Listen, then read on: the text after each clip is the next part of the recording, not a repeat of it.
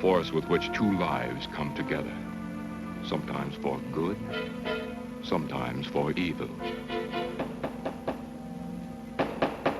I say, Williams, a lot of line on this. I'm definitely against it. Seems to forget we have our stockholders to answer to. Phone Mrs. Williams, Della. Tell her to be ready in about an hour, and I'll pick her up. Yes, sir. You phone San Rafael and see if those papers are on the way over from the executive. Yes, well.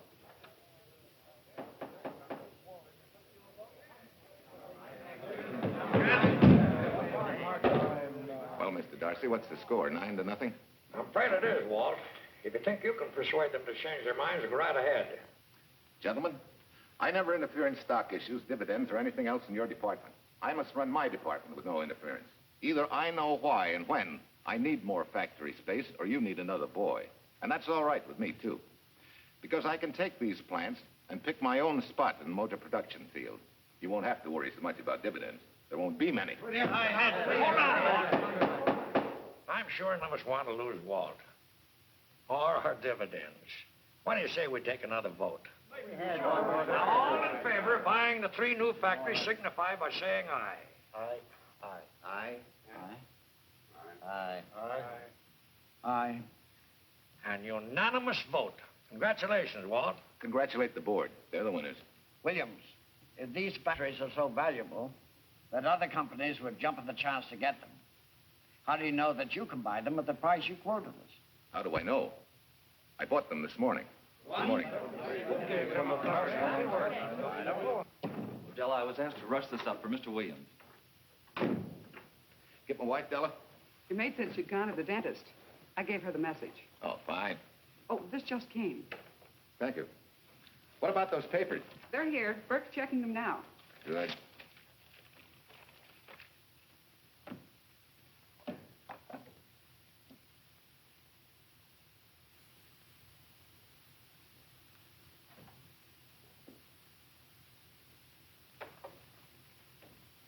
Congratulations, Walt.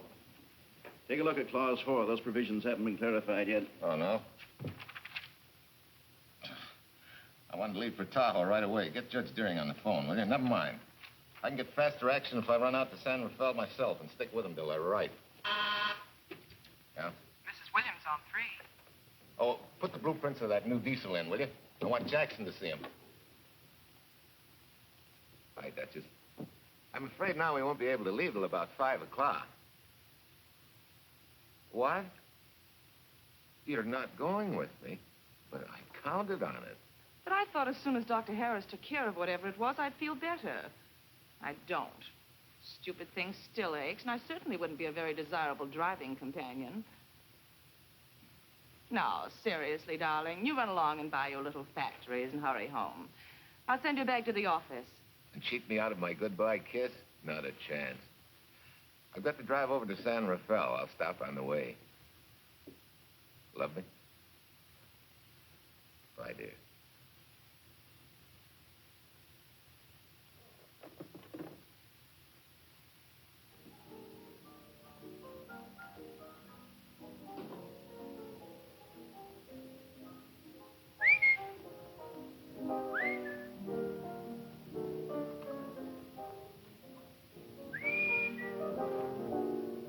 How do you expect me to whistle through a toothache?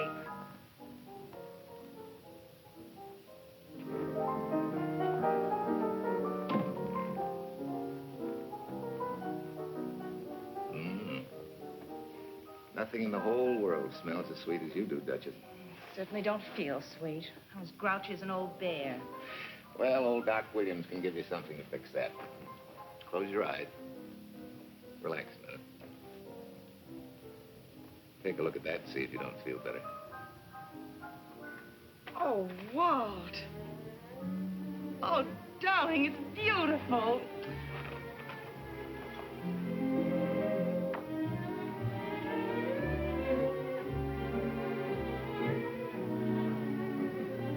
Not bad. Not bad at all. You know, to quote my wife, I like monograms on things. It shows they belong to me, unquote. When did your wife say such a thing, Mr. Williams? About 6 years ago, when I married her. She gave me the first monogrammed shirts I ever owned. Those were the words on the card. I still have it. I certainly hope your board of directors never discovers what a softy you are. They won't, don't worry. I have only one vulnerable spot. What really happened this morning?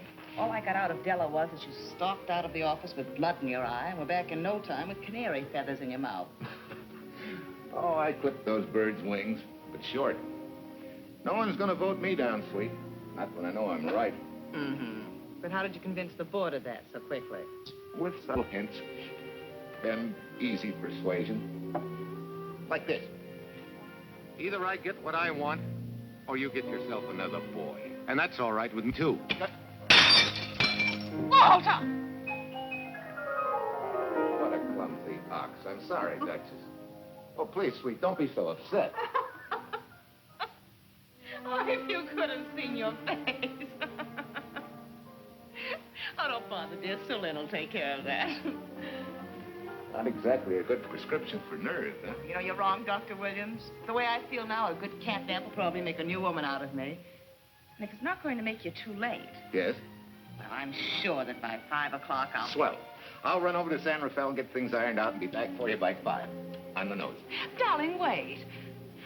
That's perfectly silly. I'll take a taxi cab and meet you in Sausalito. There's a drugstore on a corner opposite the square. I'll be there at 5 o'clock and we can go straight on up to Tahoe. That'll save you all that late afternoon traffic and all that time it'll take to come and pick me up. Smart woman, my wife. Thinks of everything. Where's your bag, honey? Oh, Sue Lynn still has some things to press for me. Sure you don't mind taking a taxi? Very sure. Sweet dreams, Duchess. See you at 5. I better get going. Bye, honey.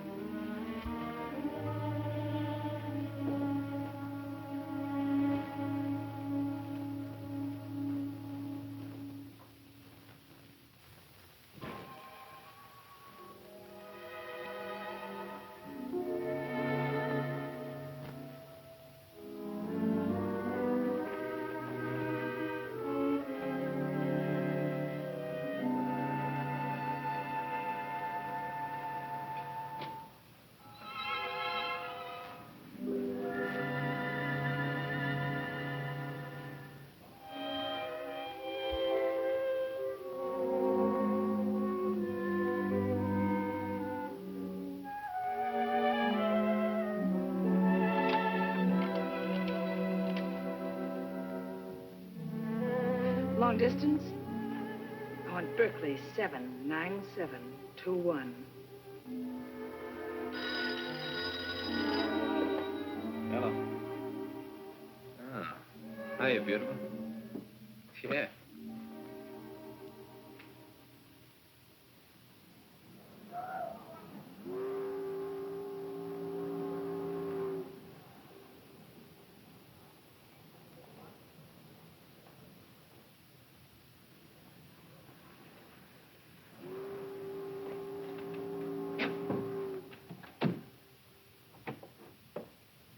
Here. Don't forget, turn this stuff over to a bellboy at the Airport Hotel in Oakland.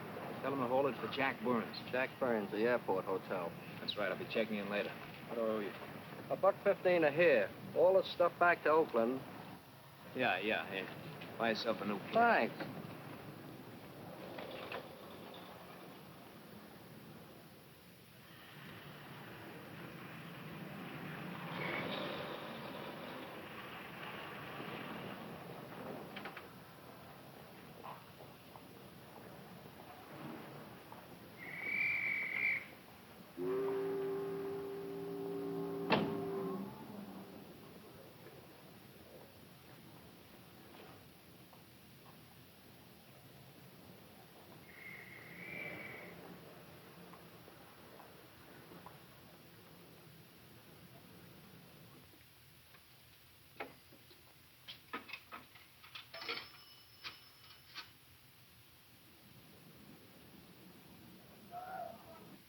Hey, where's that new woman who was going to meet me? It's after 5 o'clock.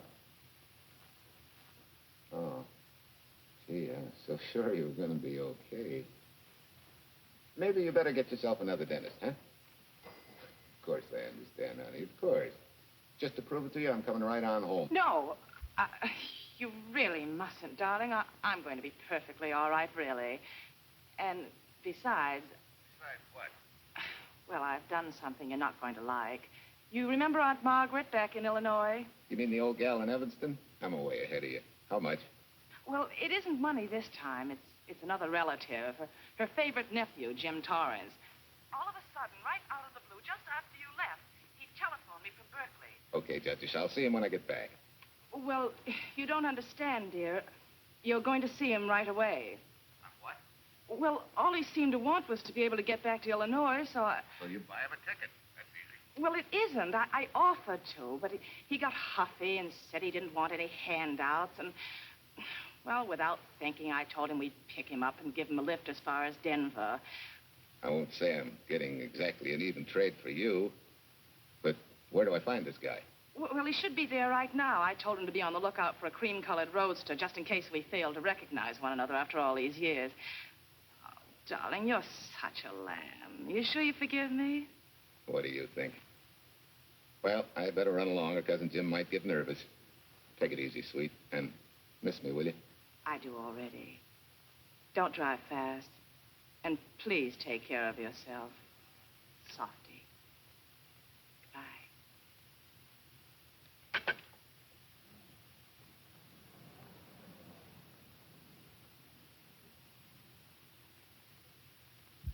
Hello, Della. Yeah, Mrs. Williams wasn't able to go with me. Now, while I'm gone, you see that she gets her roses every morning. That's right. But this time on all the cards, put love from Softy. Yeah, S-O-F-T-Y.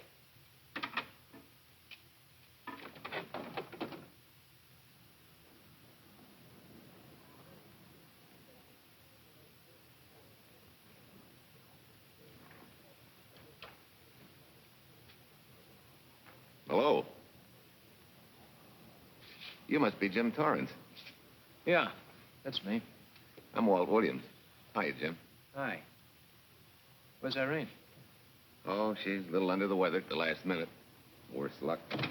Oh, that's too bad. I was hoping I'd see her. Yeah, I'm disappointed, too.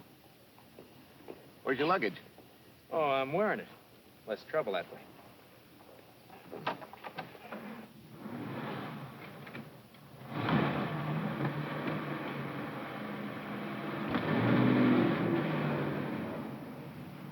Irene tells me you're heading for Illinois. Yeah. Going been a little rough, huh? I haven't exactly been worried about my income tax. What's your line, Jim? Oh, guess I'm a better salesman than anything else. You know, I can give you a couple letters when you get back to Chicago. It might help you. It's fine. Little in with the top brass never hurts. What outfit were you with? Patton's Third Army. How was it? Rough. Except for the time in Italy. I kind of liked it there. Patton's outfit never got to Italy. Of course. But most civilians never know or care, and I figured you didn't either. Well, I fooled you that time.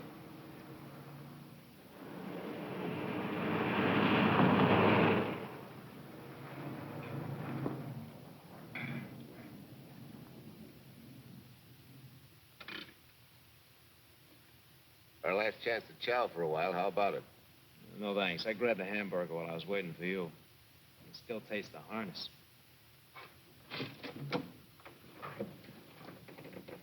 Sure you won't change your mind? No, I'm gonna grab a little shut-eye.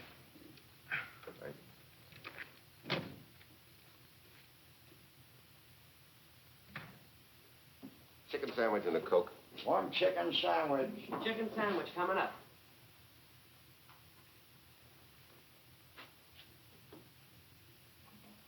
Give me change for $1, will you? Yes, sir.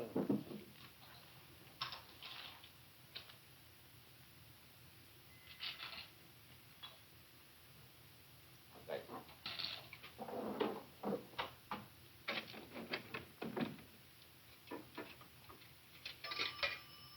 San Francisco. Klondike 2, 6714.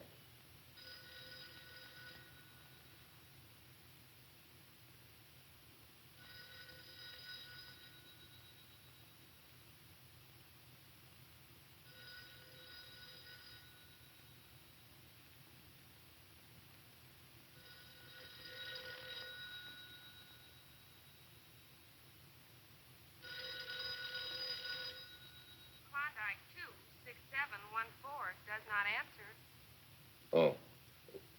Well, try Sutter 1, 2599, please. Bayview Apartments.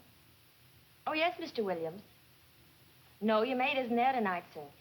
Well, she said Mrs. Williams was taking something to make her sleep and wasn't to be disturbed. But perhaps...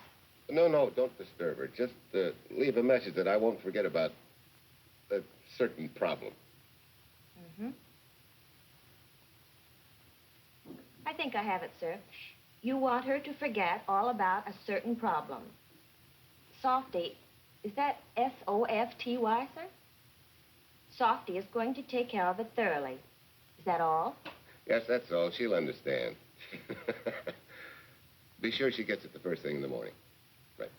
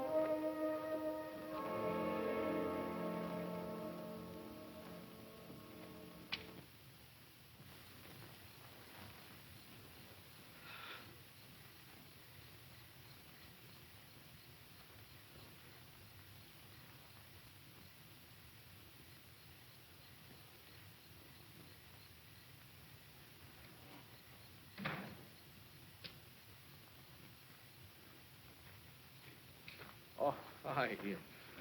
It's been so long since I've been behind the wheel of anything but a Caterpillar or a Jeep, I had to find out what a real buggy feels like. Why don't you drive for a while? Oh, swell. Nothing would suit me better.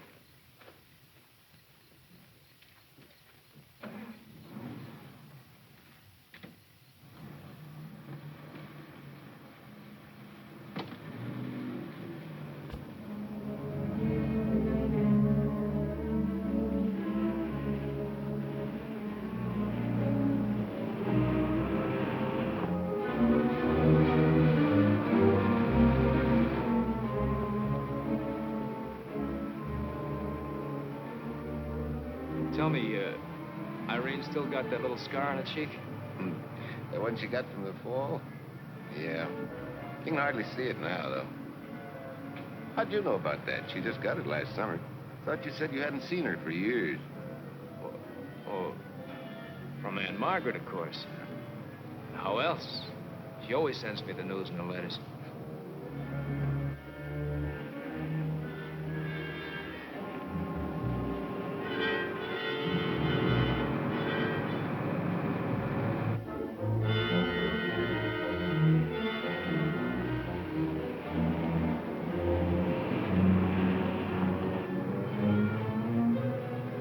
Guess your Aunt Margaret will be pretty happy to see you.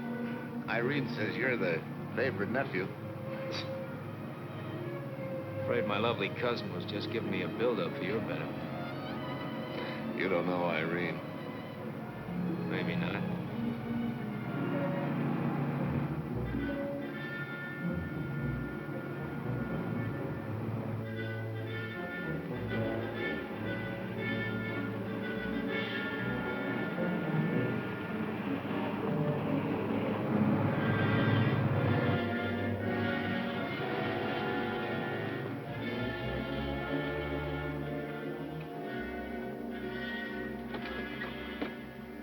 What's the matter? I think we got a flat.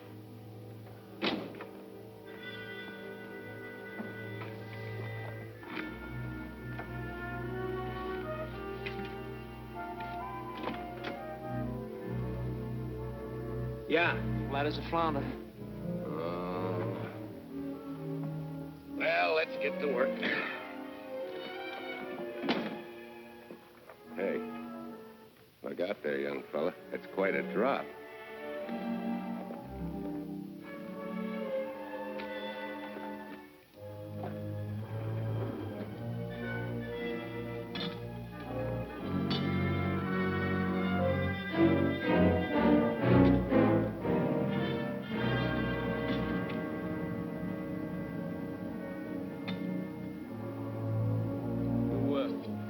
flashlight?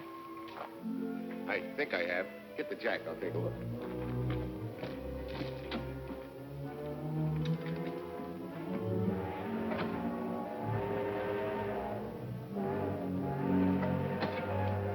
Did you find it? Yeah. Yeah, it won't be long now.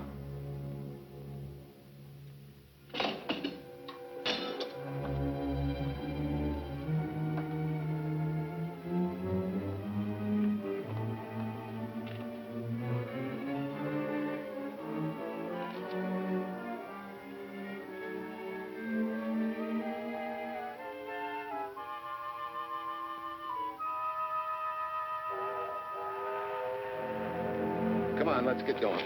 Wait a minute. Did one of your cufflinks fall out? Huh? Well, something dropped. I heard it fall right down there at your feet. Oh. Well, he must have rolled under the car.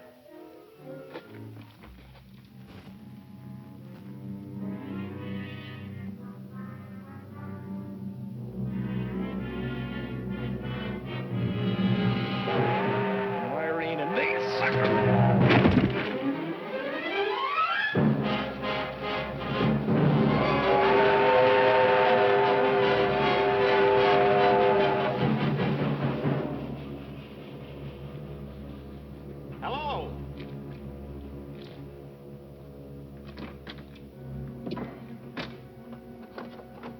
Need a hand? No. I'm all set now. Okay. Good night.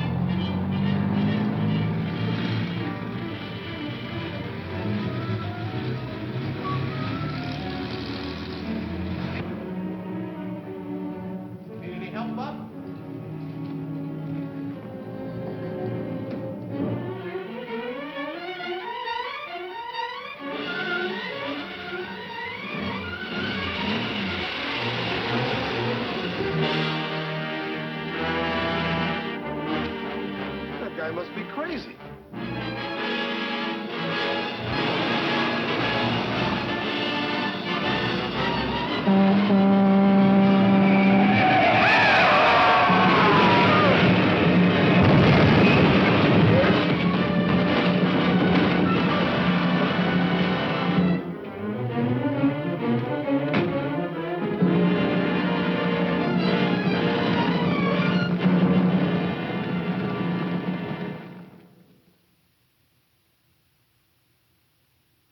Now, in case my husband should be late and have to rush for his plane, this will be taken care of.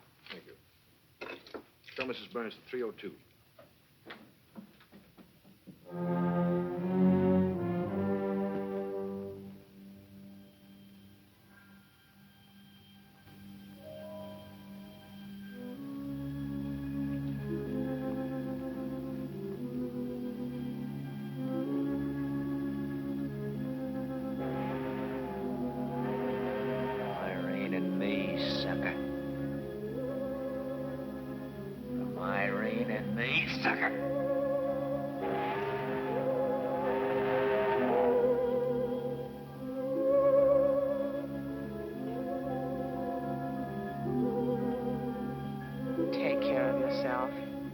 Softy. Softy.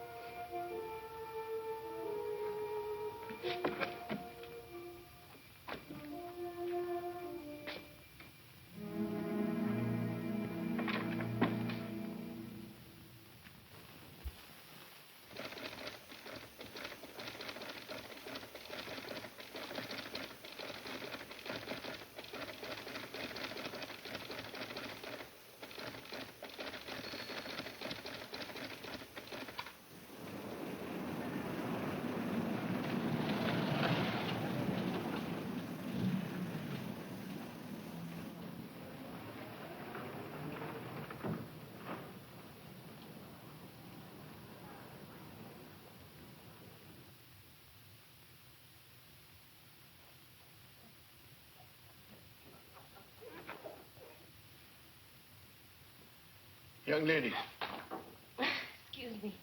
I want to see Mrs. Walter Williams. I'm sorry, sir, but she left orders not to be disturbed. I'm sorry, too. Lieutenant Quincy of the police department.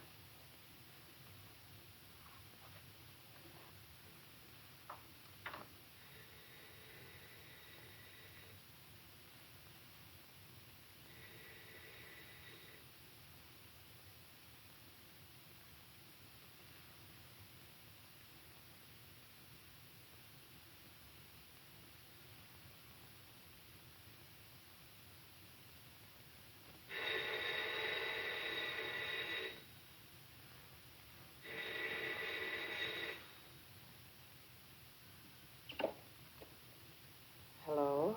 I thought I left orders not to be I see. Ask him to come up, please.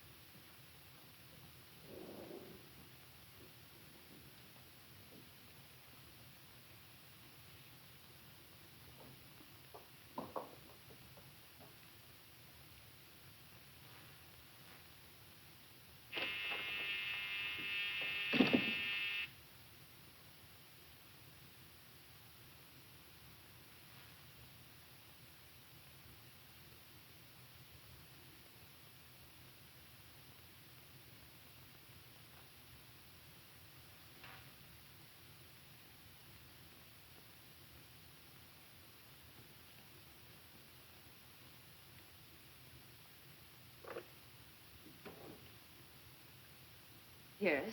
I'm Lieutenant Quincy with the police department. I'm sorry to disturb you at this hour, but... may I come in? Of course.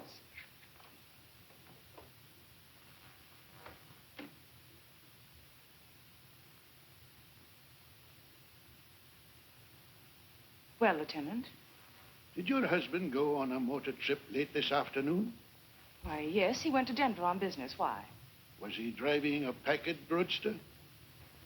Yes? Is anything wrong? I'm afraid there is.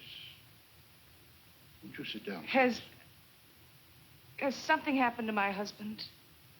Yes, Mrs. Williams. He's dead, isn't he?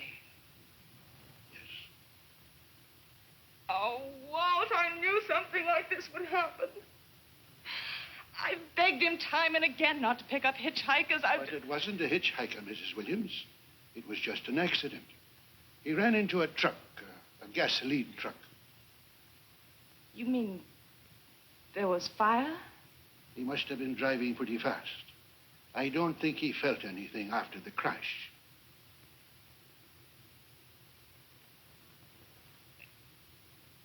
If there's nothing more you need me for, Lieutenant, I think I understand. And may I say you've taken this with a great deal of courage. Good night, Mrs. Williams.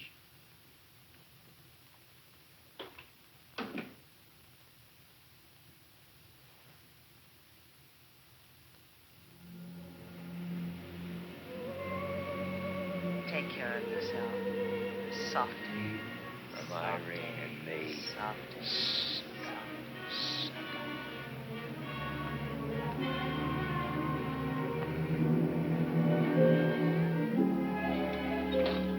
Ready? Yeah. That Williams must have been quite a guy. Yeah, he went to work for Universal Motors as a sheet metal worker. Mm-hmm. Less than 10 years, he's their top production man. Well, he sure went out in a blaze of glory. Yeah. Let's go.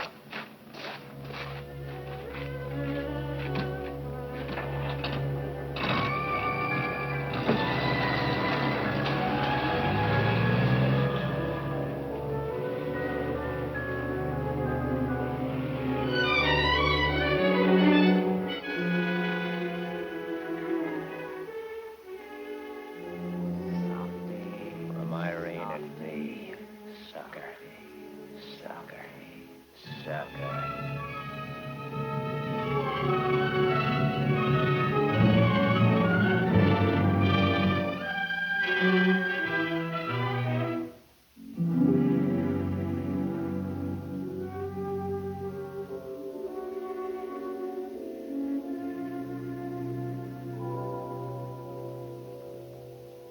Well, could Mr. Burns have taken a later plane and still make connections for Mexico City? I see. Yes? It is some telegrams for Tai Tai. Just put them under the door, Sue Lynn.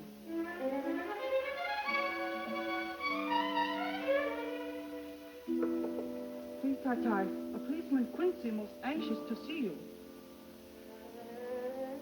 Ask him to wait, Sue Lynn.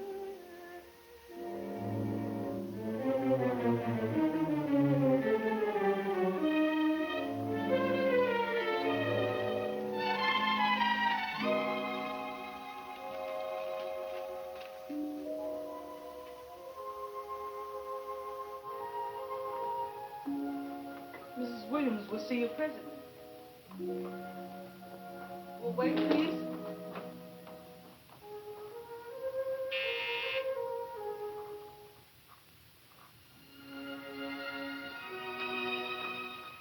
Flowers for Mrs. Walter Williams.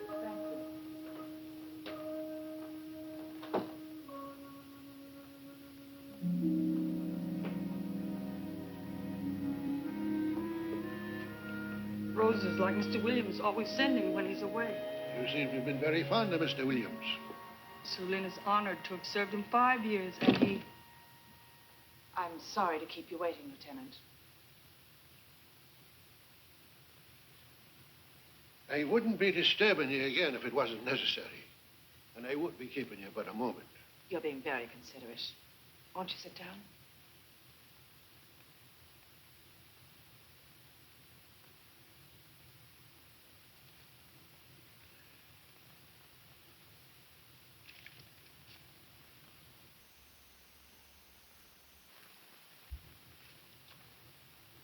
Everyone's been most thoughtful.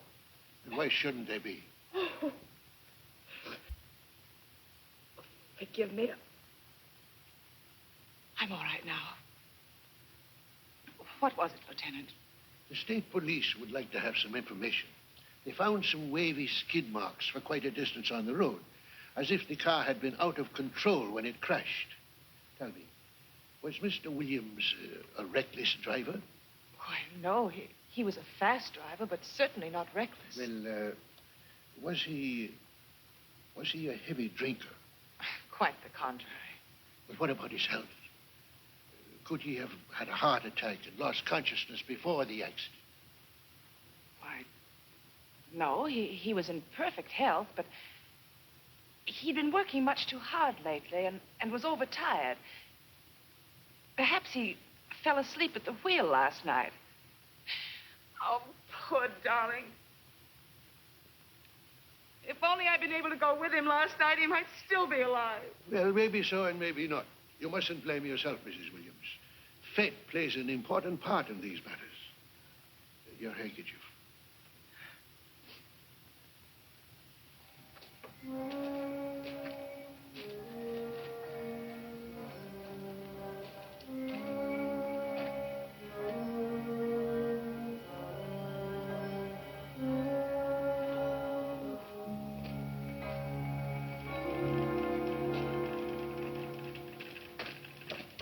When's the next train to San Francisco? 10 a.m. tomorrow. You sure there isn't one sooner? No, I'm sorry.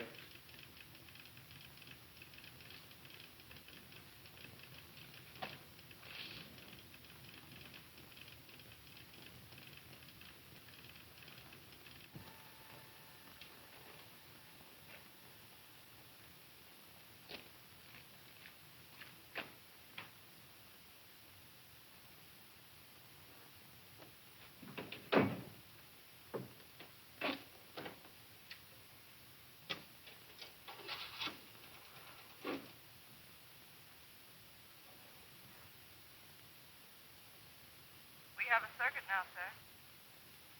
Evanston. Calling Mrs. Margaret Hubbard's residence in Evanston. One moment, please.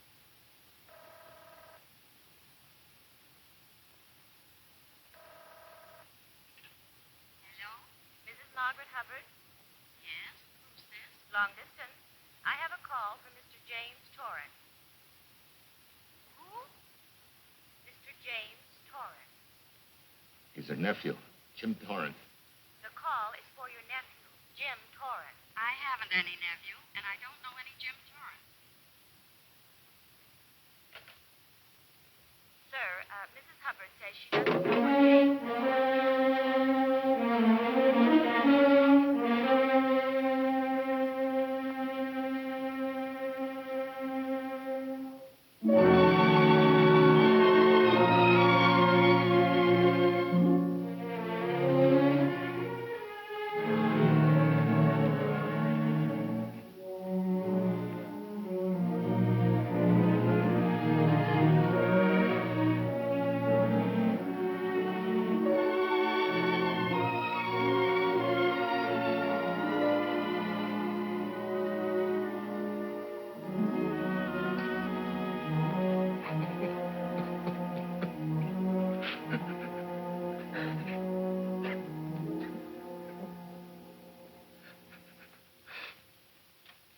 What's the matter, son?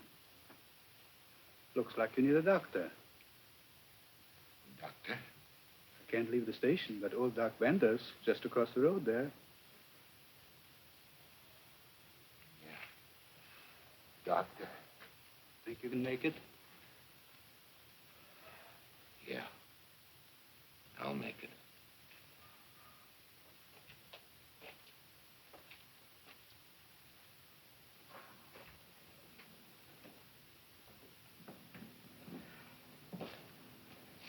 Now, take it easy, man. There's some concussion there. You've got to watch your step for a while.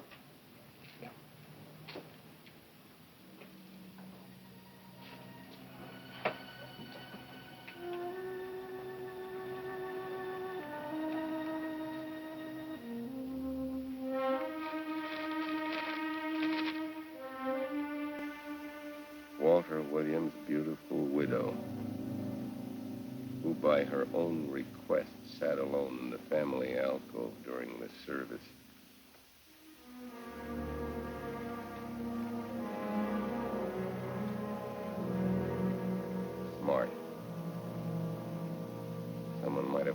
licking her chops.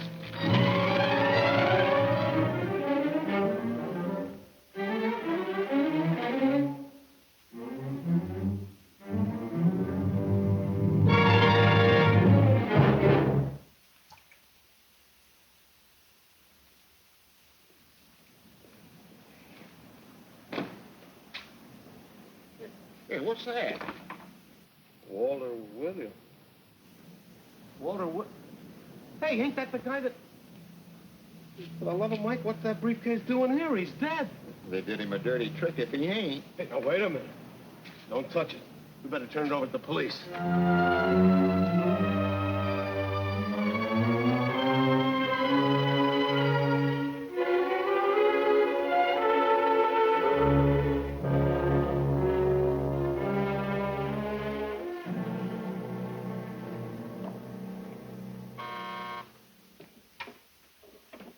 Homicide, Captain Callahan.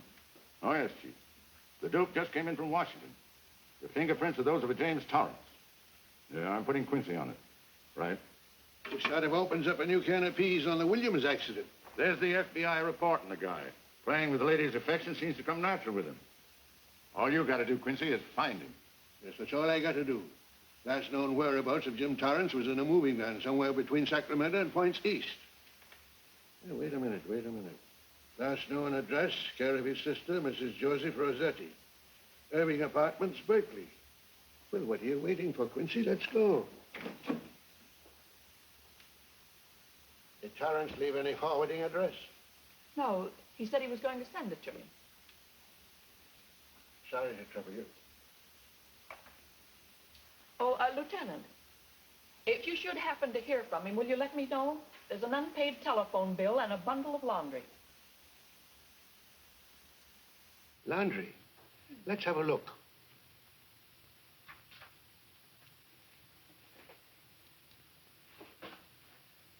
I may have to take this along with me. Not without a receipt, you don't. You mean you don't trust the police? In my business, you don't trust anybody. Mine, too. Holy St. Valentine's Day. Look, he had the same thing on his shirts, too.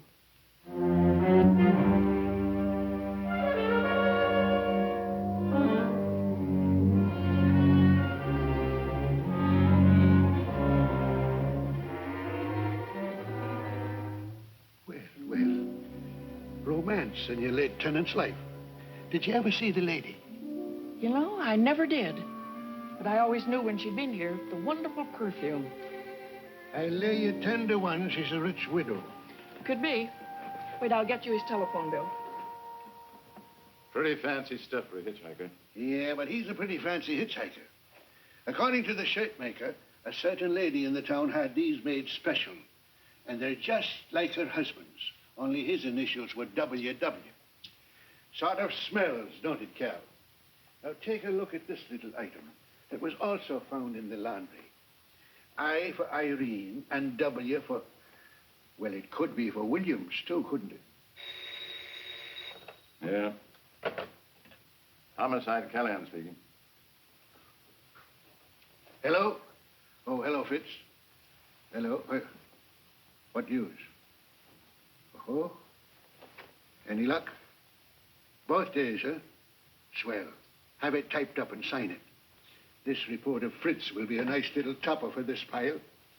His checkup shows calls from Torrance's phone to Williams's private number, and a flock of them going the other way, including one on the 7th and several on the 8th. The 8th, in case you've forgotten, is the date of Walt Williams' accidental death. Well, that ought to be enough to get an indictment out of the grand jury. Go pick her up. I'd like to play a long shot first. It might give us 2 for 1. Well, take them one at a time. A bird in the hand is not going to lead us to its mate. I'd like to give the lady a little more rope. Well, Thanks. I thought you'd agree.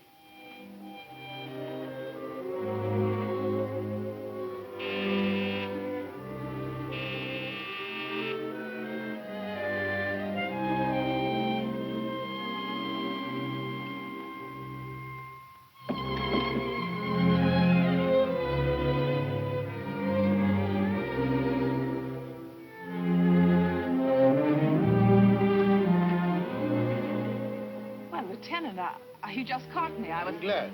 I have some rather startling news I thought you should know before it hits the headlines. Come in.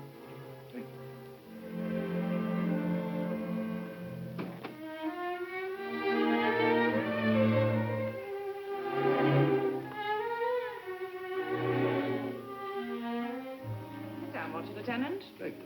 I'm very anxious to hear about this news. It seems that your first hunch, remember, that a hitchhiker was responsible for your husband's death? Well, Mrs. Williams, you may have been right. I don't understand. Your husband's briefcase turned up in Kansas City yesterday in a moving van that had stopped at the scene of the accident that night. Apparently, the murderer made his getaway in it. That explains the wavy skid marks that made us suspect your husband was ill or unconscious at the time of the crash. Yes, I suppose it does. And by now, the man is probably out of the country and never will be found. Don't you worry, Mrs. Williams. There were fingerprints on that briefcase. And as soon as we get the FBI report from Washington, his identity will be known and his description sent out on police broadcast. Oh, we'll find him all right. But just now we're keeping things quiet so the murderer will feel safe until we are ready to close in on him. Yes, I can see the wisdom of that. Yes, I thought you would understand and cooperate. As soon as we know his name, it is possible that you might recognize it as someone with a motive. There's that possibility. You know I'll do everything I can to help. I'm sure of it. Now I'll run along. You'll hear from me. I'll let myself out. Don't bother. And don't worry. Good day.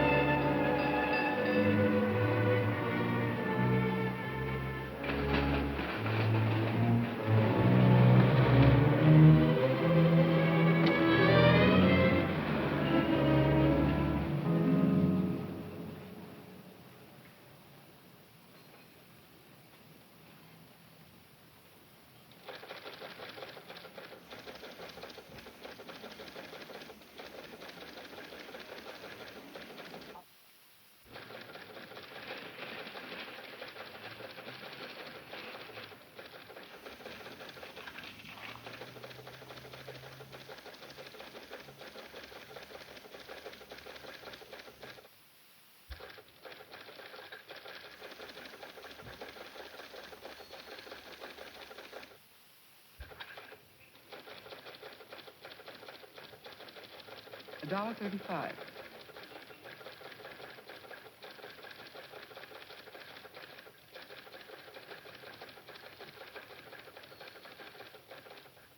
See, everything after the letter J in the first name has been obliterated by heavy writing over it.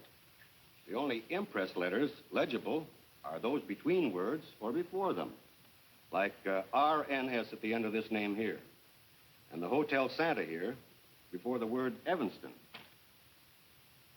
Well, Tom, don't you think it's about time you retired? Why, there isn't even evidence there of Mrs. Williams' intent to communicate with Torrance. And who do you think she beat a path to the telegraph office to wire to? The League of Decency? I'll tell you what I think, that you should have brought her in when I first told you to. By the time you get her now, she'll have figured out a way to tip Torrance off. He'd be that much tougher to find. Not unless she's tipped him off from your office. Ernie's got her on ice waiting for you.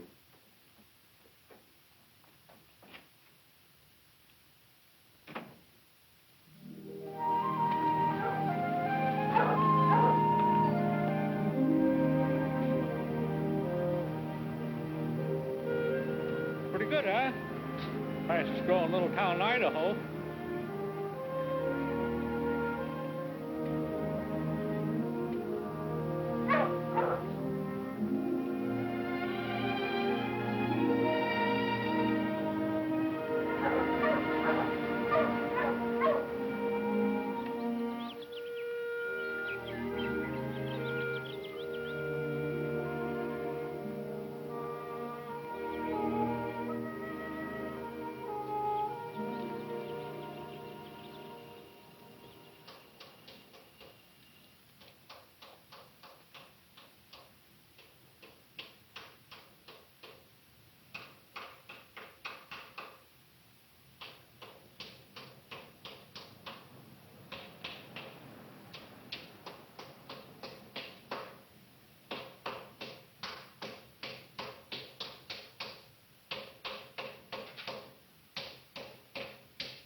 have a heart, son. You trying to wreck that engine? Oh. Sure. It's a hobby of mine. The way you're going at it, you can't miss.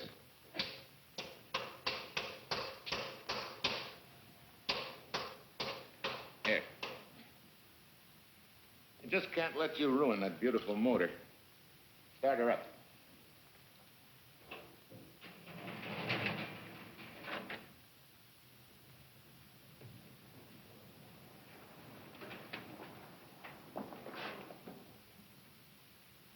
Okay, start her up.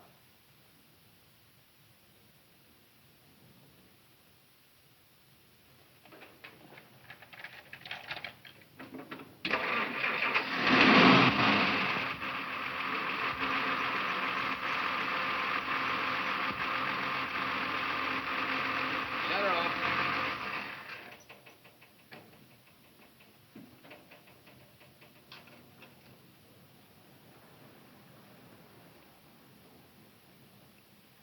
You're certainly not a mechanic by trade. Hands like that. Maybe it's a hobby of mine.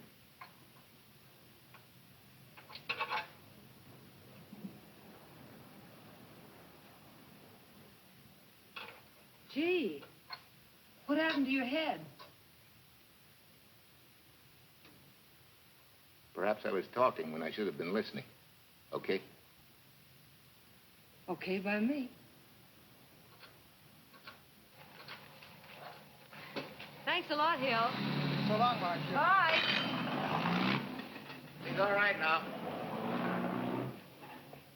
You better lay off till the boss gets back. I'm the boss. I guess the new cars are a little bit over my head. Now, with a jalopy, it's different. Aren't there any mechanics around here you can hire? No, they all went over to the new factory in Mansville. I guess they got better wages. Tough break. Yeah. How much do I owe you? Oh, forget it. Well, I'll be shoving along. Well, at least have a cook in the house. You might as well. Marcia, can I use your phone a minute, please? Sure, help yourself, Uncle Ben. Never arranged but what it pours. 650, please. Flat tire this morning. Now the danged engine stalled on me. Nice and cold. Wilson's garage? No, I did not give you the wrong number. Fine thing using my phone to cheat me out of repair bills. Aren't you ashamed? You gave me the wrong number. 650, please. You're a nice girl, Marcia Peters, and your ma's a fine woman. And I'll always buy my gas and oil here. But you ain't never gonna tinker with my car again. Busy? Busy. Always busy. Yeah. Wait a minute. We're not so busy. Would you like to do another good deed and give Uncle Ben a hand? Why not? Where is your car, mister? Maybe I can help you. Why, are you a good mechanic? Very good. And very reasonable. Well, just what you need, girl. Better hire him. It's an idea, Uncle Ben. Come on. Thanks for the Coke. Sure.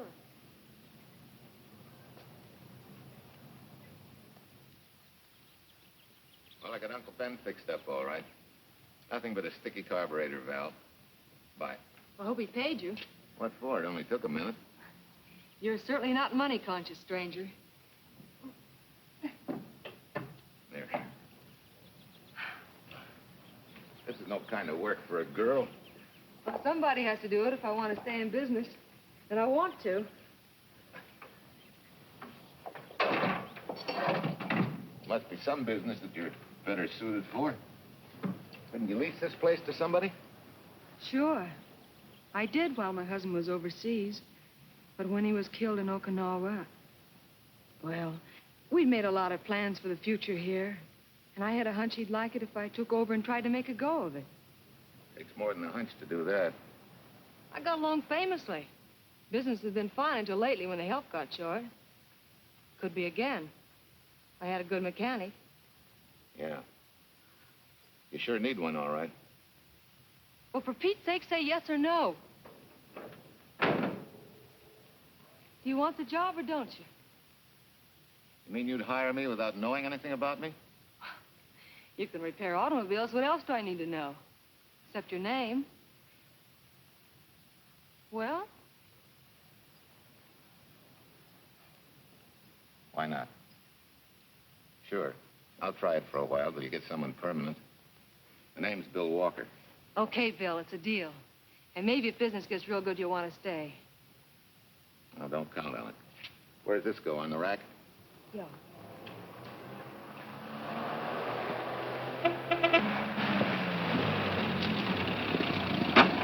Marcia! Marcia! It happened! It's a boy, 8.5 pounds. Pair of shoulders like a prize fighter. Well, congratulations, Papa. How's Jane? Ah, perfect. Everything perfect. Gotta get down to the store and tell the gang. Almost forgot. Oh, gee, thanks, Ed. I'm sorry, I won't have enough for the gang. Yippee!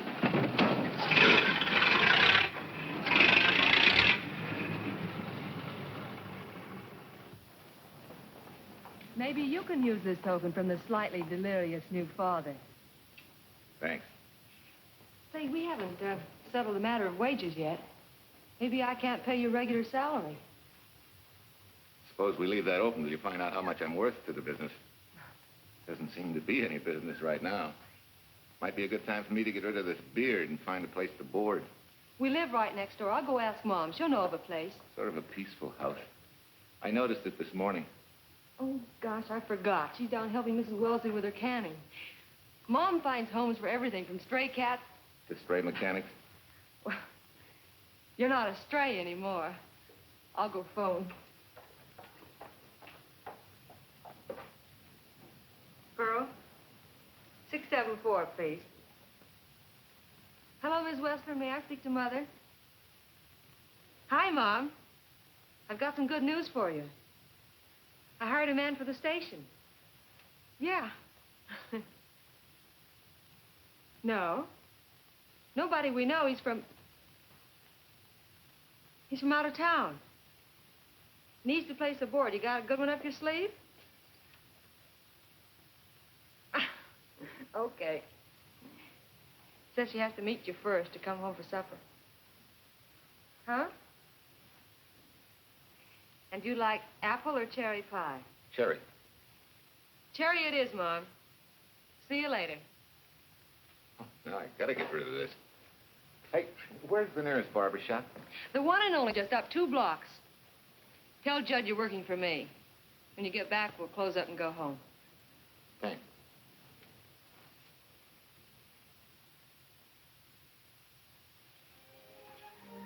Well, that's real nice. You must have had a good bringing up, young man. Thank you for the young man. We thank thee, O Lord, for thy bounty, and ask thy blessing on this food and on the new friend who shares it with us.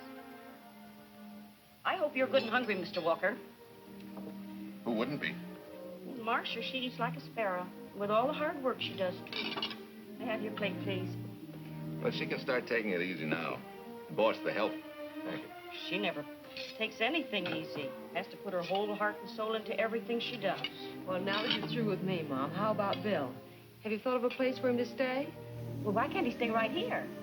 We have a spare bedroom going to waste. And I think you like my cooking. Like it? That's very kind of you, Mrs. King, but it seems an imposition. Imposition, nothing. That's good business. I can get back what I pay you in board and room. Well, Marcia, what a thing to say. If you'd like to stay, we'd like to have you. We have some more vegetables. Mrs. King, you have a boarder. May I have a biscuit, please? Oh, excuse me.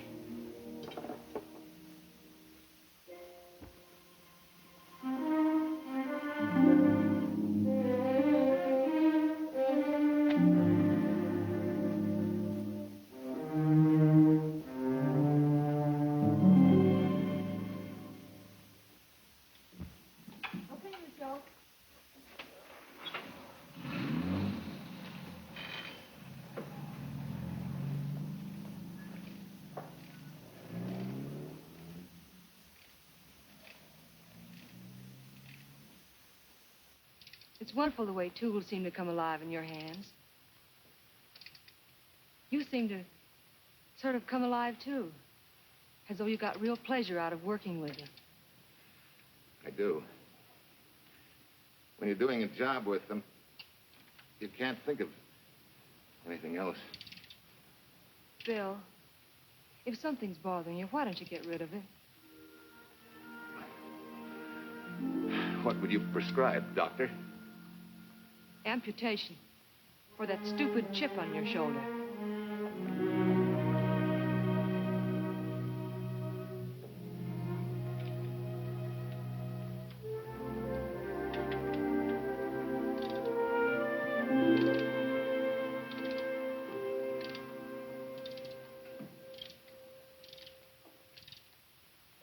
What you need is a ring job. Save yourself some money. Gee, Bill, with the baby and everything, I just can't afford it now. Oh, we'll take care of that. Hey, boss. How's Ed's credit? Good enough for a ring job? Well, sure, if I can hold Junior as collateral. Oh, not a chance, fella. Never mind her. I'll do it on my own time. Oh, thanks, Bill. Maybe we'll see you tonight, huh?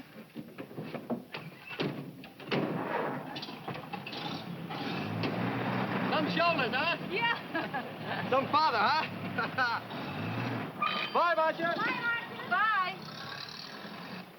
Nice kids. Say, was Ed clowning about their being hard up? No. Things have been pretty tough for him ever since he got out of the service. Fix a car for him, Bill, and only charge him for the labor, okay? Then he gets it for free. I'd already figured on knocking that off. Say, we could make it an anniversary present. Anniversary of what? Junior's arrival, and mine, 3 months ago today. Time certainly flies. That was a lucky day when you came to MP service. Your work's been bringing in a lot of business. I'm glad of that. Hated to have fallen down on Mom and you. Say, look, boss, why don't we three celebrate tonight and go to the movies?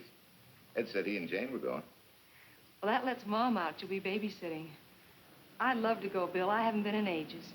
Here's your opportunity. Go to work.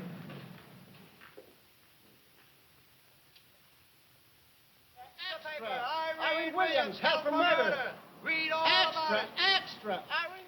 This is Sheila Graham with the latest news of the shocking Williams murder case. While beautiful Irene Williams is held for trial, charged with conspiring to kill her late husband, the police are searching for James Torrance, believed to be the lover of Mrs. Williams and her partner in the horrible murder of Walter Williams.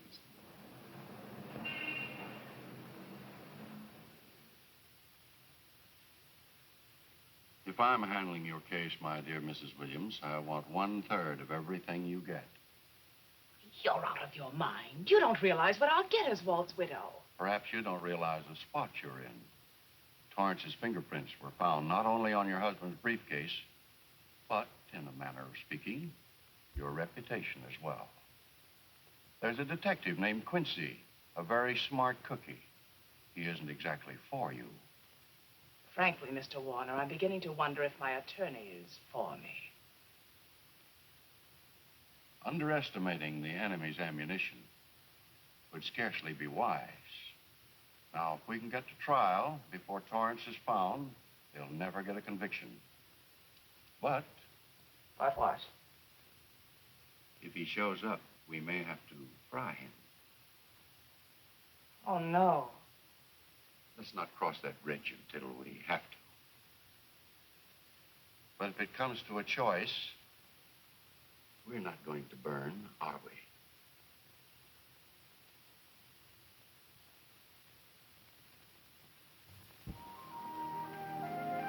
You're the chatterbox this afternoon. What about this afternoon? Oh, sorry, boss. I guess it was wool gathering. You're only supposed to do that in the spring. Is there anything you don't know?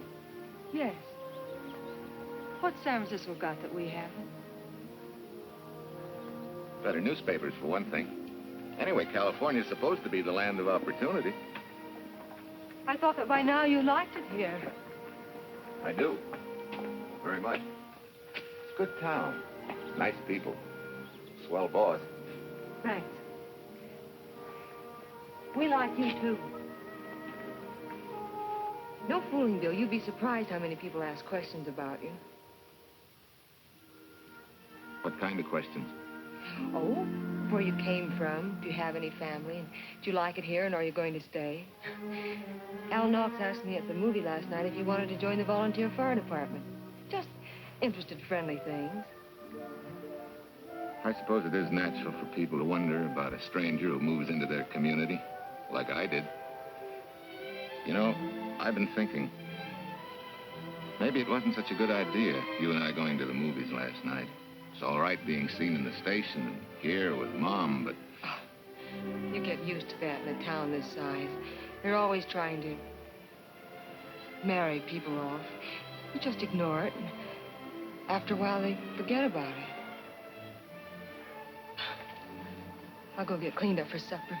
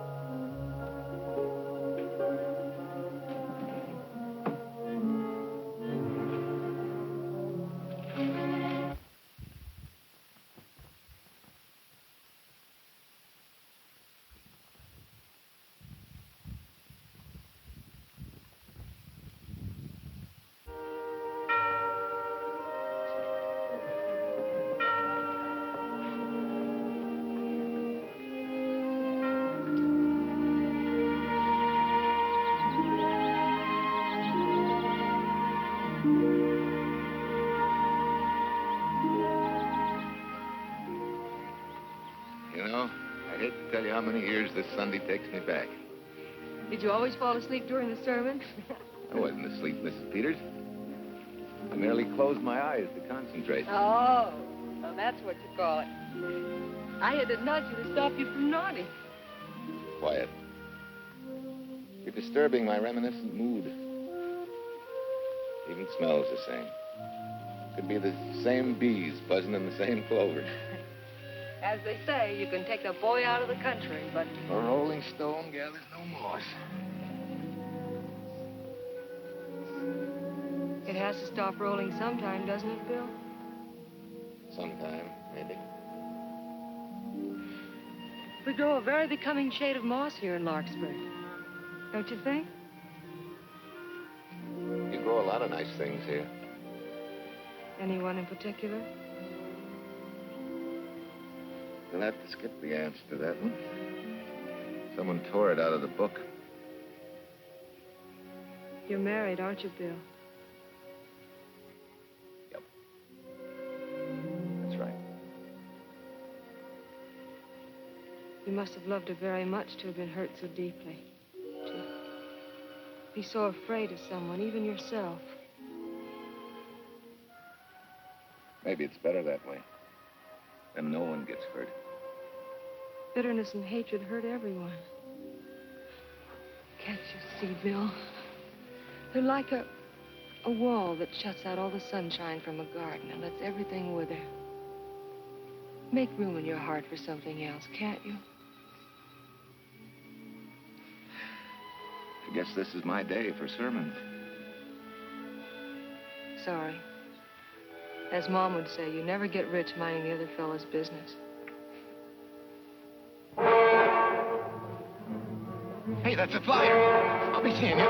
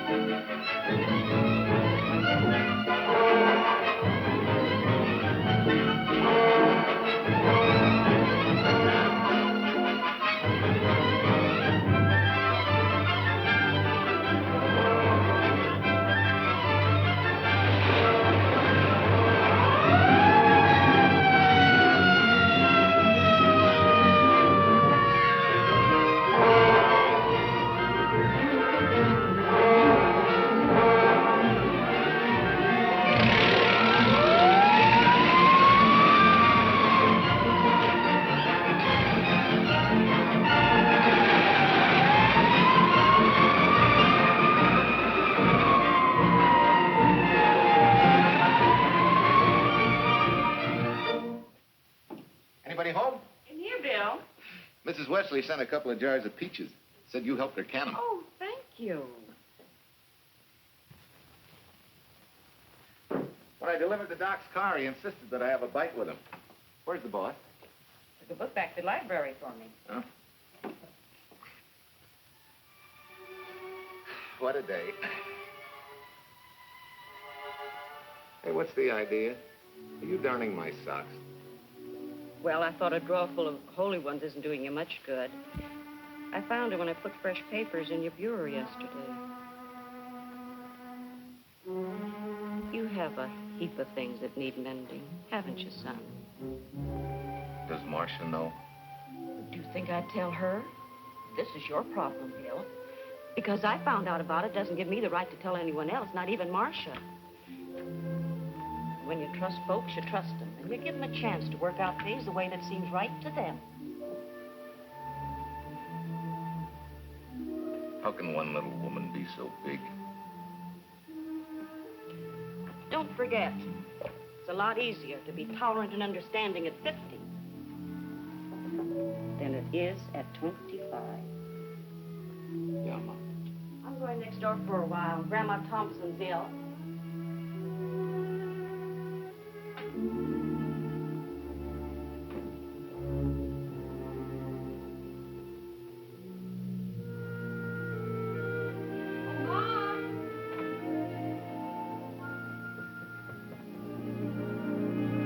Bill, are you home? Bill, are you in there? Yeah? Mom went next door, Marcia. Hi. You work awfully late? Oh, about 6. Anything wrong? Come in. I want to tell you something. I'm checking out. Has something happened? No. Just...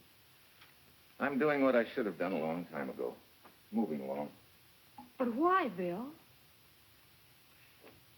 My name isn't even Bill.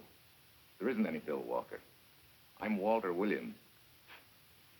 The late Walter Williams. Walter Williams. I don't understand. You may not even after I've told you, but at least you'll know the whole story. Sit down, please.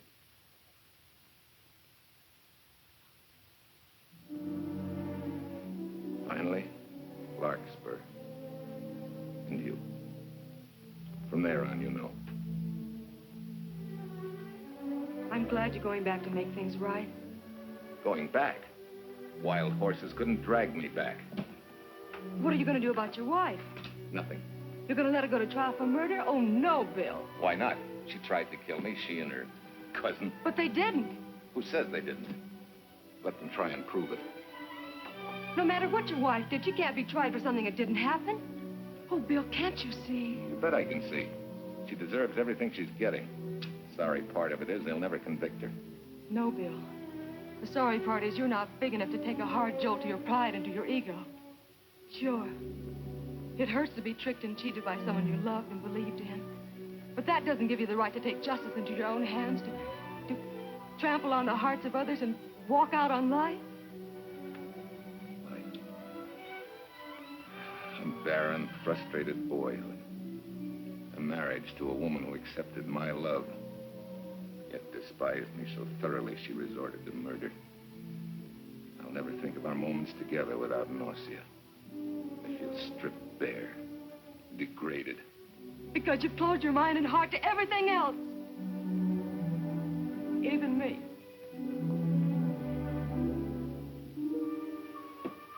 Oh, Bill, please. Don't destroy the one chance we have for happiness. We haven't got a chance. Doing the right thing never works out. I know.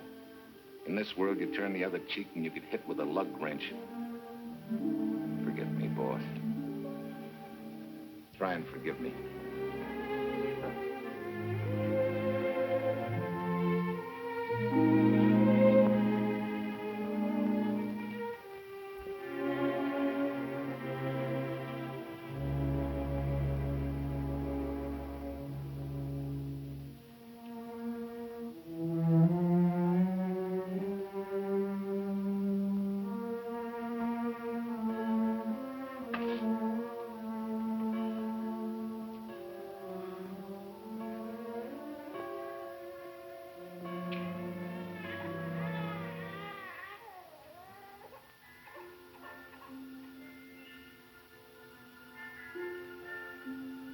boy. Pair of shoulders like a prize fighter. You know, I hate to tell you how many years this Sunday takes me back. You have a heap of things that need mending, haven't you, son?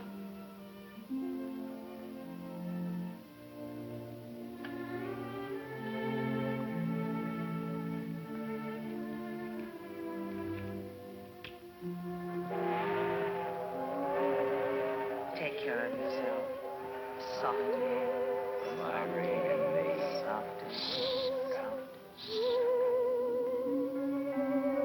You're not big enough to take a hard jolt to your pride and to your ego. Sure. It hurts to be tricked and cheated by someone you loved and believed in. But that doesn't give you the right to take justice into your own hands. Trample on the hearts of others and walk out on life. Oh, Bill, please. Don't destroy the one chance we have for happiness.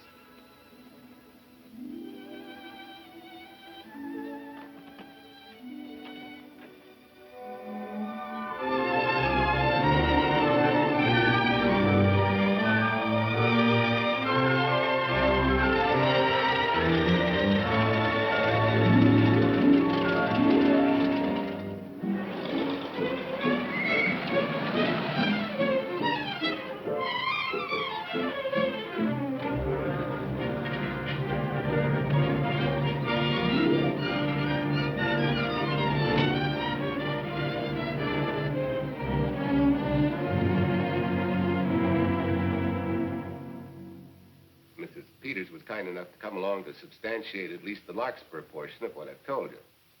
Very thoughtful of you, Mrs. Peters.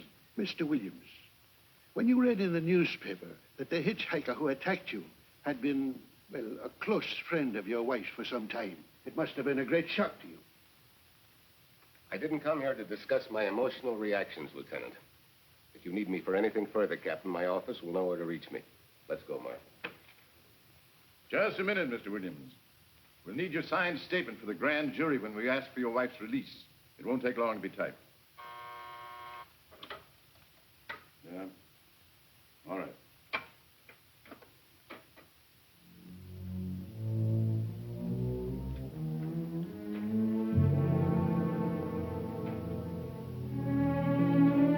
Come in.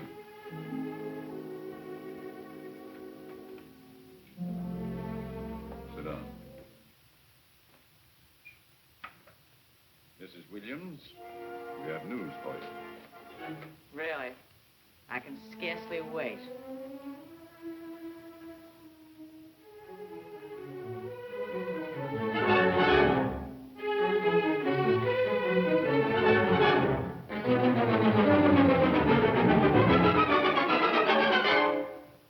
It seems it was Torrance who was in the car when it crashed. Jim?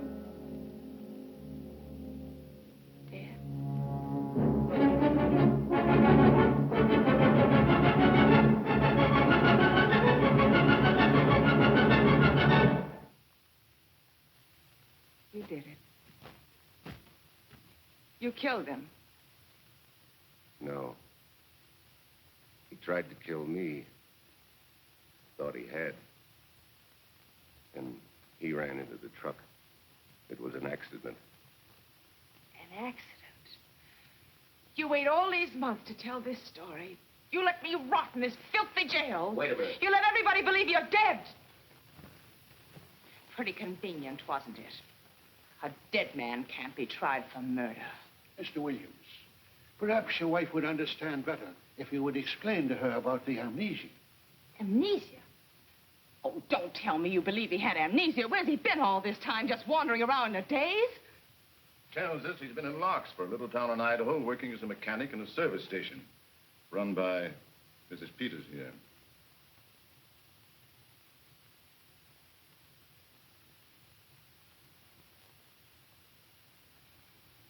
I understand perfectly. Now that my chance for happiness is dead, I suppose you'll demand the divorce I begged you to give me so that I could marry Jim. That's fantastic. Yes, isn't it? After you telling us that the man you picked up was a perfect stranger. Well, that's not true. The time and place for meeting Jim had all been arranged. I must advise you, there's a law that a wife can't testify against her husband. There's a law against murder, too, but that didn't stop him, and nothing's going to stop me until I'm through. It's all right with me, Captain. Go on. Talk your head off.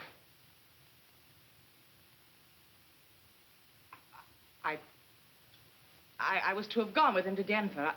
He insisted on it, although I was quite ill. Several hours before we were to leave, he came home. There was a violent scene. He threatened to kill me unless I agreed to give up Jim. And I wish he had. This is incredible. Not one word that she has said is true. Then you have nothing to worry about. Mrs. Williams, was there a witness to the threats you mentioned? No. Unless the maid overheard. She was in the apartment. In fact, she picked up the pieces of the vase that he threw at me. Where is she now? I don't know. She left me suddenly after all this began. Please, could the questions wait? I feel rather ill. Will you have Mrs. Williams ready for the grand jury at 10 o'clock tomorrow morning? That's all.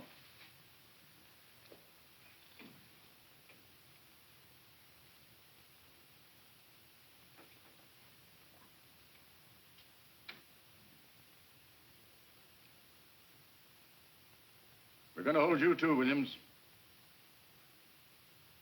On what charge? Suspicion of murder. But he's not guilty of any of these things. Then it should be easy for him to prove it. Take it down and book him. That fiction of Mrs. Williams must have been very convincing. No, we just couldn't buy that yarn you tried to sell us. Let's go.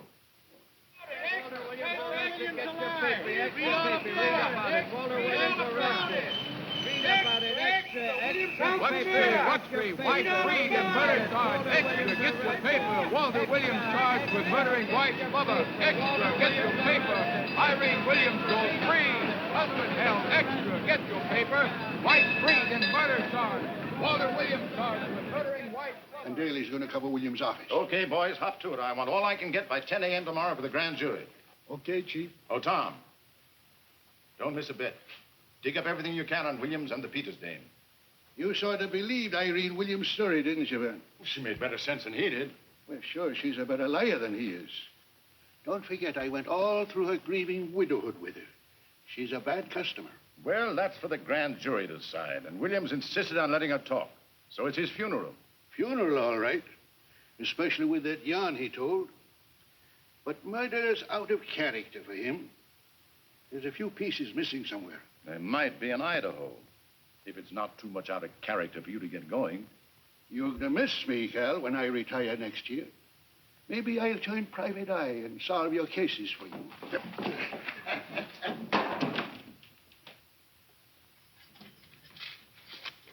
Hiya, Williams. Mr. Williams? Thanks. Sort of deal from the bottom here, don't you? Sorry, Williams. Okay, Williams.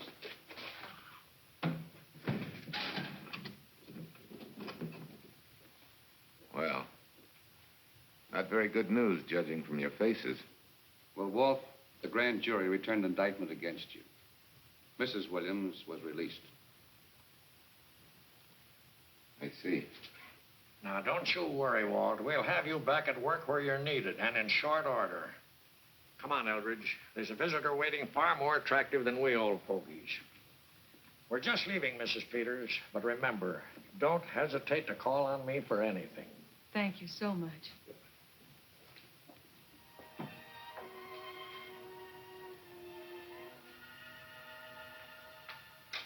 Hi, boss. Bill, what have I done to you? If it weren't for me, you wouldn't be here. If it weren't for you, I wouldn't be. I came back here because I wanted to believe in the things you do. I still do, no matter what happened. Will you do something for me? Go back home, where I know you'll be taken care of. Not a chance. You'll have to think up a better reason than that to get rid of me. I'm a big girl now. I've just been to Larkspur, Williams, where I found these newspaper clippings. Of course, some of them are 3 months old, but you seem to treasure them, so I brought them along. So? I don't think they exactly substantiate your claim of amnesia. As if you were interested in substantiating any claim of mine. Now, let's get one thing straight. Most people, when they get in a jam, think the police are only interested in the prosecution. Our job is to get the facts, the truth. And the truth never hurt anyone but the fellow that lied. Unless he was a beautiful woman. Oh, quit kidding yourself, Williams. You made the boner. I had no more to do with Torrance's death than you did. And out of the whole population of Northern California, you just happened to pick up a hitchhiker who happened to be your wife's boyfriend. Ah, have a heart, Williams. I suppose you'll tell the truth when you take the stand, but you better have some mighty conclusive proof if you expect the jury to believe it. Wait, Lieutenant. Bill, we all know you're not guilty, but we're going to need help to prove it, and need it badly. Lieutenant Quincy can't take sides, but if we're right, he has to be on ours. And I have a hunch he wants to be. Why don't you tell him the whole story? All of it. Please. I'd like to.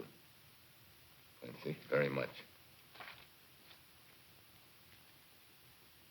Guess I should have told the whole truth in the first place. But I wanted to clean this mess up with as little scandal as possible.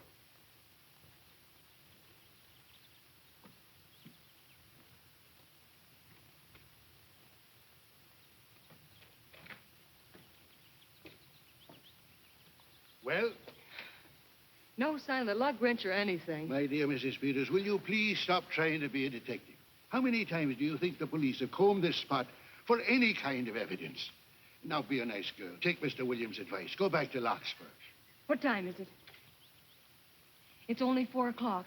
We still have time to go back to town and go on our hunt for Sue Lynn. Now, look here, young woman. You've had me on the run since early morning. But, Lieutenant, the maid seems to be our only hope now. We've got to keep looking till we find her, that's all. That's all. Wait. She was naturalized, wasn't she? Suffering chopsticks. Quincy, you dumb flatfoot. This Sue, what's her name, was Chinese born. If her port of entry was San Francisco, there'd still be a file on her, photo and all. Let's go. Back to town. Immigration.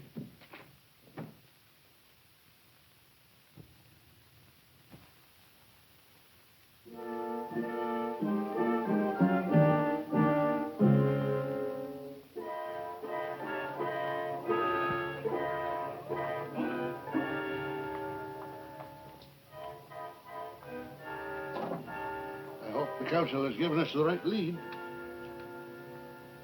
Are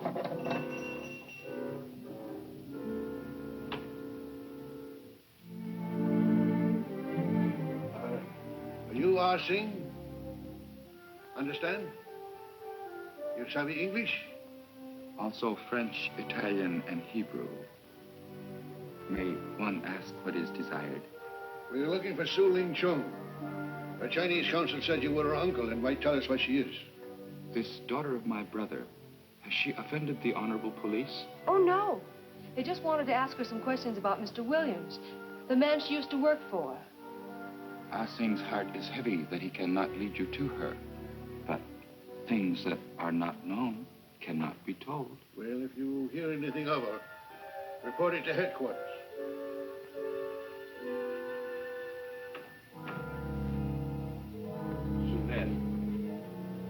Untruth is not good for soul, and not wisdom when told to policemen. Better for the soul to be kind than to be wise. Su Lin must keep silence to help in this matter.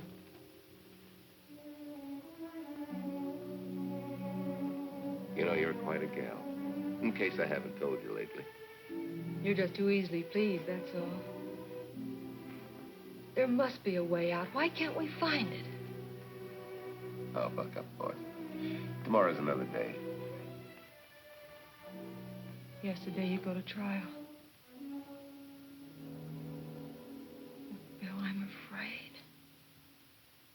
And the state intends to prove, beyond any reasonable doubt, that the defendant, Walter Williams, did, with malice aforethought, killed the deceased James Torrance, whom he knew to be his wife's lover.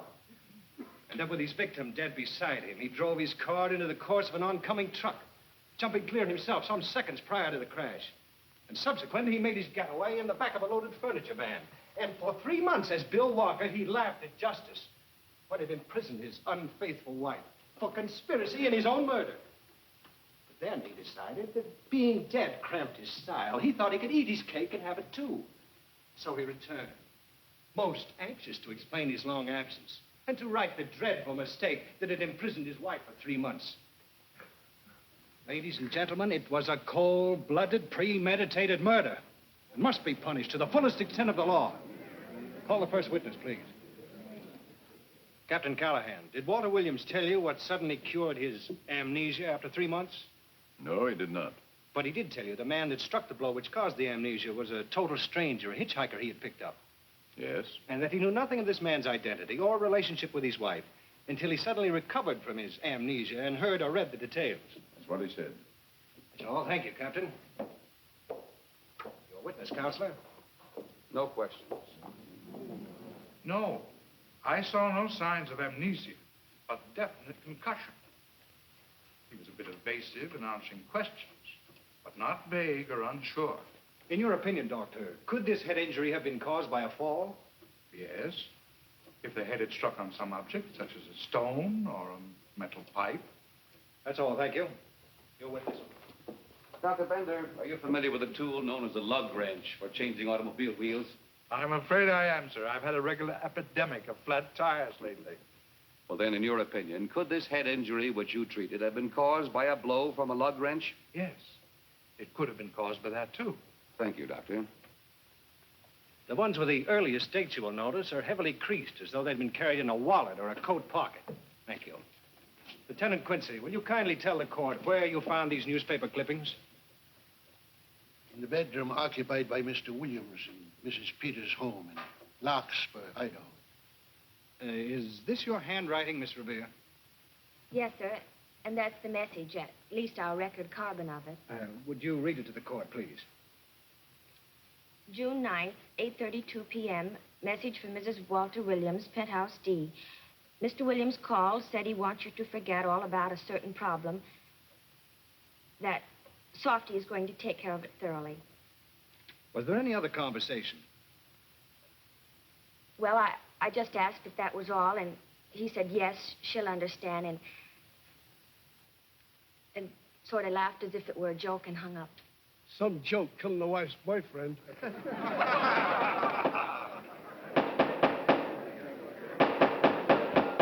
is the state versus Walter Williams. All the rounds so far have gone to the prosecution, and it was a grim-faced Williams who was returned to his cell this afternoon. What the score will be after he takes the stand is anybody's guess, but he's going to need some lucky punches to get a decision. And though Torrance struck with intent to kill, after telling you this is from Irene and me, sucker, you still telephoned Illinois to find out if there was a cousin Jim. You are hard to convince, aren't you, Mr. Williams? Is it so incredible that a man should fight against believing such a thing about his wife? Oh, that is very touching. From a husband who planned a trip on which he intended to destroy his wife and did kill her lover. That's a lie. Your Honor, I object to the conclusions drawn by the prosecutor and move that it be stricken from the records. But, Your Honor, there is a corpus delicti, remember, who was your wife's lover. Objection sustained. There's also her own story, which, in front of witnesses, you insisted she tell. And then we have your own two different stories from your own lips. One featuring a perfectly strange hitchhiker. The second, an equally strange cousin Jim. Without a questionable substantiation for either bit of fiction.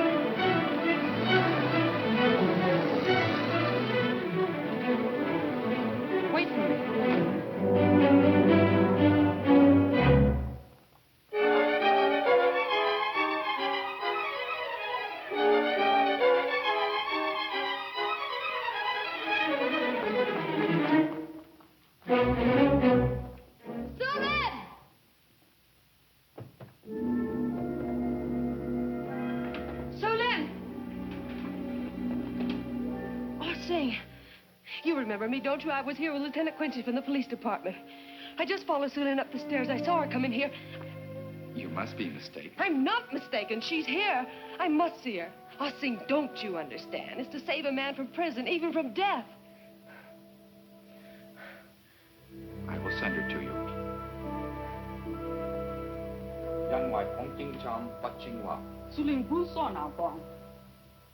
Oh, Sue Lynn, we've been looking for you all these weeks.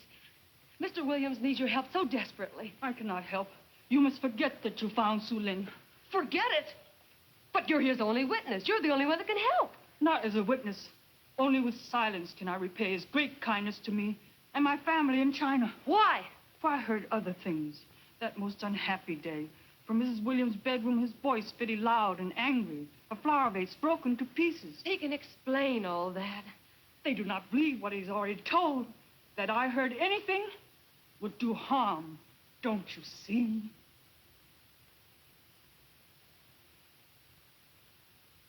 Yes. Much sorrow comes from women who know not honor and truth. And Mrs. Williams, she's not true, even to that Torrance man. What made you say that? That night when he was killed, her sickness was but wall of falsehood, behind which she could go secretly to a meeting place. You mean she went out that night? Sue Lynn, are you sure? Yes, because next morning in her bedroom, I found street shoes that had been worn.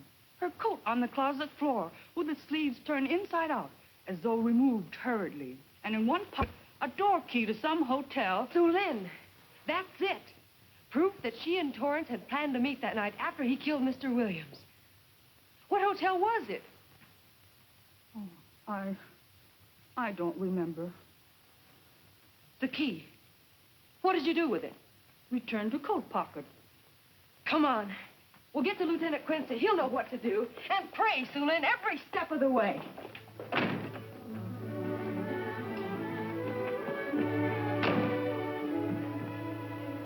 Now hold everything. Even if this long shot don't work out, we'll just keep on pitching.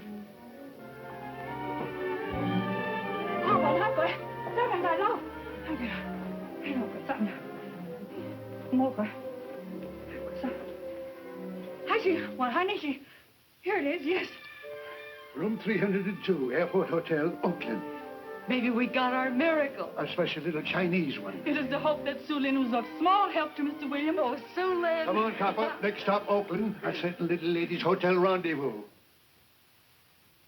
I was on night duty then, all right, but I sure don't remember a looker like this. Quite a dish, eh? A little too highly seasoned for my digestion, thanks. Lieutenant, just found a couple of cars for room 302 on June 9th. George Baxter, checked out at noon.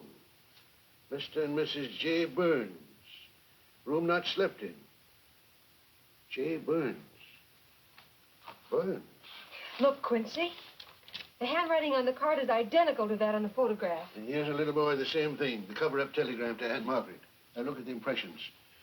J here, and here RNS. J. Burns. That's the name she started a telegram to. Room not slept in. Say, I got that dame pegged now, Lieutenant. She said they'd be out of the room by midnight as her husband was catching a plane.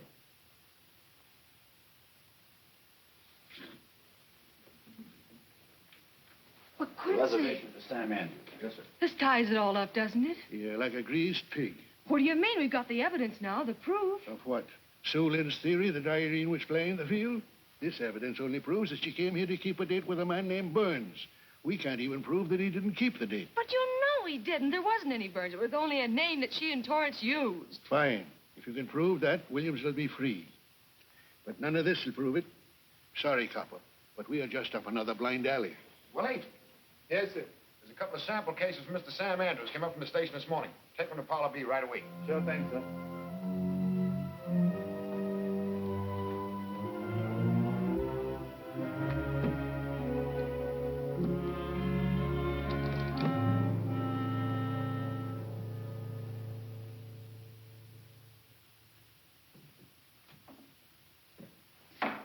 Seated.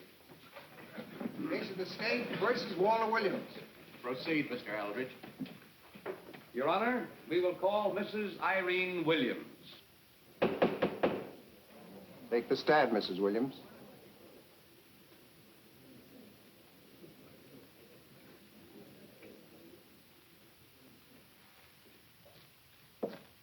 Raise your right hand.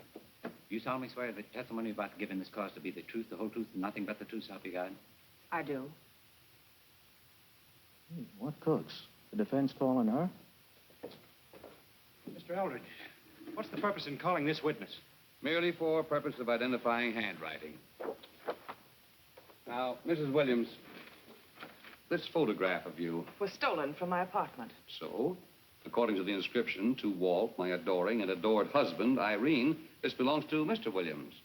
This is your handwriting, isn't it? Of course. I'm touched that he should have wanted it so badly. And this telegram, addressed to Mrs. Margaret Hubbard. Is that also your handwriting? It is.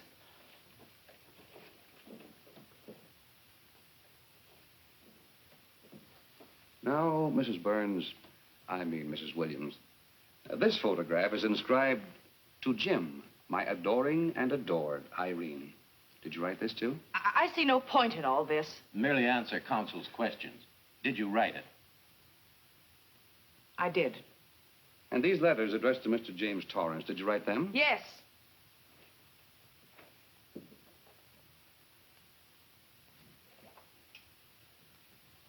And this monogrammed garment, a gift from you to Mr. Torrance? Why must I be tortured again by all this? I never made any secret of my love for Jim Torrance.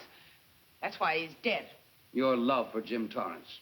Yet on the very night he was killed, you had a rendezvous with a man named Burns, didn't you? I don't know what you're talking about. I don't know any man named Burns. I was at home that night, very ill. Oh, yes, the sleeping pills. Well, you must walk in your sleep then, for you spent at least part of that night at the Airport Hotel in Oakland, where you registered for Mr. and Mrs. J. Burns. Don't waste the court's time trying to deny it. This is the registration card that you signed at 9:20 p.m. And there's the room clerk who assigned you to room 302. And this, Mrs. Williams, is the key to room 302, which you very carelessly left in the pocket of a coat which was found in your closet yesterday. All right, I was there. Now you're satisfied. Not quite. This J. Burns, Mrs. Williams, was his first name Jack? Yes. Have you been in contact with him lately? No. How long since you've seen or heard from this Jack Burns? Well, I don't know. I don't remember. You bet she doesn't remember, because there isn't any Jack Burns, and there never was. That was an alias for Jim Torrance. And it was Torrance who was to have met you that night, after your charming little plot to kill your husband had been duly executed. It's not true. It's not true. I have bad news for you, Mrs. Williams. I can prove it's true. These pajamas, these letters, this picture, all of which you identified for the court, were found in this suitcase, which is full of the clothes and personal belongings of Mr. James Torrance. And the suitcase was found in the baggage room of the Airport Hotel, where it's been held since June 9th. And it says on this tag, in large print, hold for Jack Burns. That is all, Mrs. Williams. Just a moment, Mrs. Williams. Your Honor, in view of the evidence presented, we now ask for a dismissal of the state's case against Walter Williams. And we intend to charge Irene Williams with conspiracy to commit murder against her husband, Walter Williams. Oh, no.